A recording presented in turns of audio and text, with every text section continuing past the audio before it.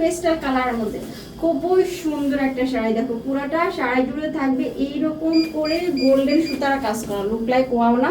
শাড়ির ফেব্রিকটা পুরো দেখো একদমই সফট। আমি যে একটা শাড়ি পরে আছি, সো মানে এত প্রিমিয়াম কোয়ালিটির এই শাড়িগুলোর ফেব্রিক। শাড়িগুলো না সবগুলো আমি মাত্র একটা প্রাইজে দিয়ে দেওয়ার ট্রাই করছি। কালারটা থাকছে আমাদের পেস্টাল কালারের মধ্যে। দেখো দুইটা পারে খুব সুন্দর করে গর্জিয়াস করে কাজ করা। ও মাই গুডনেস, শাড়িগুলো এত গর্জিয়াস, প্রাইসটা শুনে তোমরা জাস্ট অবাক হয়ে যাবে। শাড়িটার ফুল বডিতে থাকবে এইরকম করে গর্জিয়াস করে কাজ করা, তার মধ্যে থাকতেছে মিনা করা।